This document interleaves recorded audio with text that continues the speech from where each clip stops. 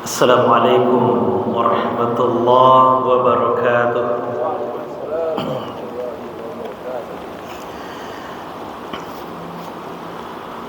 Alhamdulillah wa kafa. Wassalatu wassalamu ala al-habibil mustafa wa ala alihi wa sahbihi wa mawafa. Ashhadu an la ilaha illallah wahdahu la sharika lah wa ashhadu anna Muhammadan abduhu wa rasuluh sallallahu alaihi wasallam la nabiyya ba'da. Allahumma salli wa sallim ala Muhammadin wa ala alihi wa sahbihi ajma'in.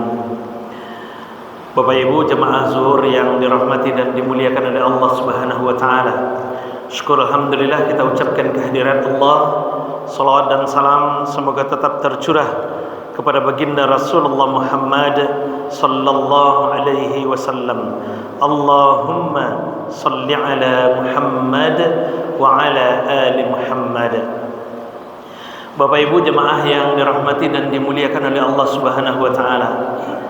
Salah satu syarat utama yang harus kita perhatikan ketika kita menentukan pilihan, menetapkan pilihan dalam memilih calon pemimpin yang kita inginkan adalah tuntunan dari Allah Subhanahu wa taala. Yang pertama adalah min anfusikum. Pastikan pemimpin yang akan memimpin kamu itu berasal dari kalangan kamu sendiri. Kalangan kamu sendiri ini apa maknanya? Apakah dari kalangan kamu sendiri ini berarti keluarga terdekat kita? Ternyata tidak. Apakah dari kalangan kamu sendiri ini dekarnonyo punya hubungan kekerabatan Jawa, dekarnonyo maangahawa, maadangawa, PT awa, kamanakan awa, anak awa, induk baku awa, anak pisang awa? Kironyo indah do Bapak Ibu.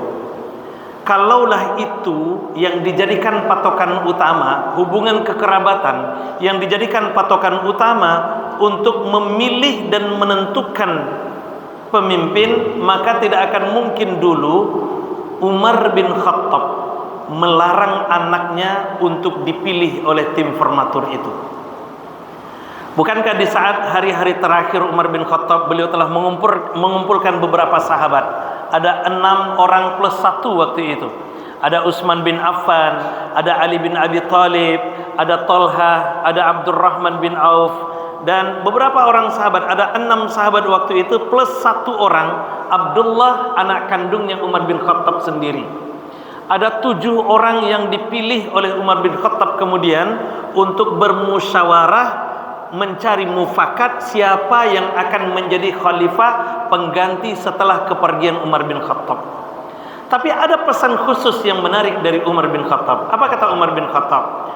Wahai sahabat-sahabatku, silahkan kalian bermusyawarah, carilah mufakat, pilihlah satu di antara kalian untuk menjadi khalifah pengganti aku setelah ini. Bermusyawarahlah kemudian, tapi ada satu pesanku, kata Umar bin Khattab. Apa pesan Umar bin Khattab itu?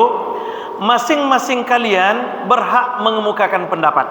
Masing-masing kalian berhak memberikan pertimbangan. Masing-masing kalian berhak untuk memilih, tapi tidak semua kalian boleh dipilih. 6 orang boleh dipilih, yang 1 tidak boleh dipilih. Begitu kata Umar bin Khattab. 6 orang di antara kalian boleh dipilih untuk menjadi khalifah penggantiku, tapi yang 1 tidak.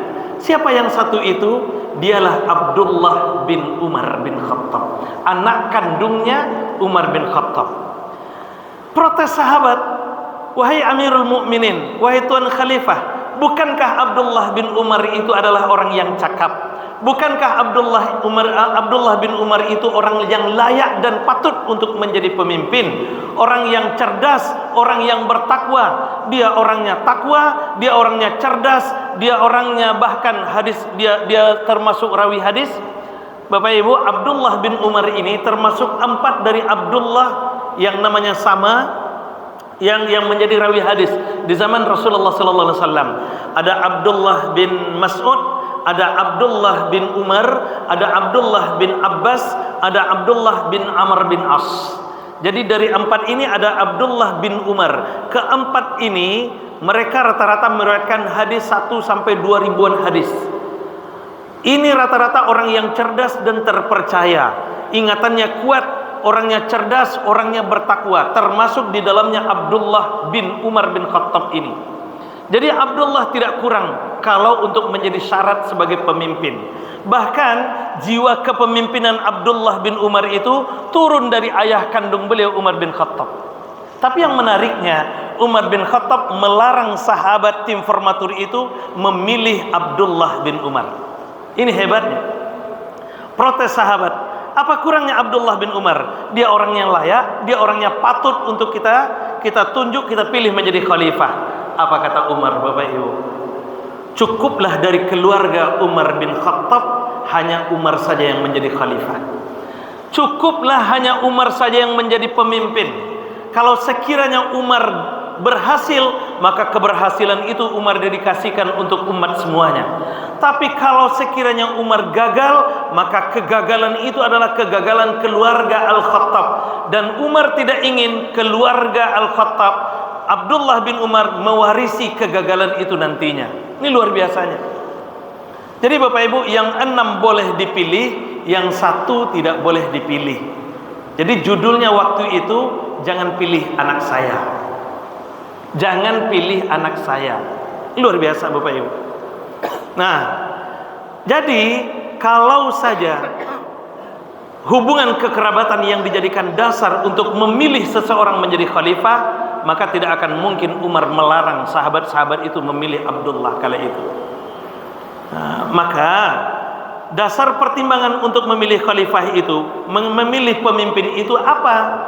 Maka kalimat min anfusikum itu memberikan pesan kepada kita, seperti apa yang disampaikan oleh para ahli tafsir, para mufassirin. Kita baca misalnya tafsirnya Imam As-Sa'di, disampaikan bahwa kalimat min anfusikum itu memberikan pesan kepada kita likai ta'rifuna ahwalahum, supaya kita tahu track record mereka, supaya kita tahu latar belakang mereka. Maka pesan sesungguhnya, kalau kita ingin mencari dan menentukan pilihan kita, pertama langkah yang harus kita lakukan adalah cari tahu latar belakang seseorang yang akan kita pilih itu. Cari tahu latar belakang seseorang yang akan kita tunjuk menjadi khalifah, menjadi pemimpin itu. Ini kewajiban bagi kita. Maka oleh karena itu, melalui mimbar yang mulia ini kami sampaikan pesan agama ini, bahwa insya Allah beberapa hari lagi kita akan berproses, menjalani proses pemilihan umum.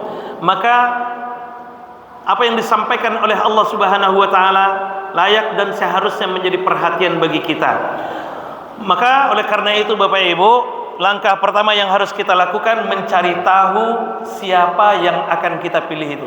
Ada kok banyak pilihan yang sudah memunculkan, mensosialisasikan diri mereka untuk dipilih menjadi pemimpin nantinya. Baik itu DPRD tingkat 2, kemudian DPRD tingkat 1, DPR RI, DPD RI, bahkan presiden dan wakil presiden. Sebelum kita menetapkan pilihan itu, cari tahu dulu siapa orang yang akan kita pilih dan kita tunjuk itu. Cari tahu terkait apa? Minimal 3. Pertama, cari tahu terkait dengan latar belakang keluarganya. Kenapa keluarga? Karena orang-orang terdekat itu nanti akan memberikan pengaruh kepada si pemimpin ini. Dia akan memberikan pengaruh terkait dengan kebijakan-kebijakan yang akan dia keluarkan.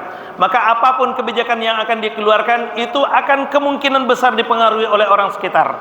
Maka oleh karena itu, hubungan kekeluargaan ini layak dan seharusnya menjadi perhatian bagi kita semua. Siapa di antara mereka yang terbaik hubungan kekeluargaannya, garis keturunannya, nasabnya, maka dialah orang yang seharusnya kita dahulukan untuk kita pilih menjadi pemimpin itu. Yang kedua apa? Yang kedua terkait dengan pendidikannya. Kenapa pendidikan? Karena pendidikan ini mempengaruhi pola fikir. Pola fikir akan mempengaruhi kebijakan. Maka orang yang punya latar belakang pendidikan yang bagus, insya Allah pendidikan yang bagus itu akan dituangkan nanti dalam bentuk kebijakan-kebijakan yang akan diterapkannya. Maka perhatikan pendidikannya. Siapa pendidikan yang paling bagus, dialah yang layak untuk kita dahulukan, kita prioritaskan untuk dipilih. Terakhir yang ketiga, latar belakang kepemimpinannya. Mereka mungkin pernah menjadi pemimpin, maka lihat rekam jejak kepemimpinannya. Siapa di antara mereka yang rekam jejak kepemimpinannya bagus, dialah yang lebih berhak untuk kita pilih besok menjadi pemimpin. Bapak Ibu, melalui mimbar yang mulia ini sekali lagi kami berpesan, pesan-pesan agama sudah disampaikan. Mudah-mudahan ini kita jadikan rujukan dalam menentukan pilihan kita, sehingga dengan benarnya kita memilih, insya Allah kita dapatkan pilihan terbaik, pemimpin terbaik yang akan mewujudkan kesejahteraan, kemakmuran, kedamaian, dan keadilan di tengah-tengah masyarakat kita. Mohon maaf, terima kasih. Assalamualaikum warahmatullahi wabarakatuh.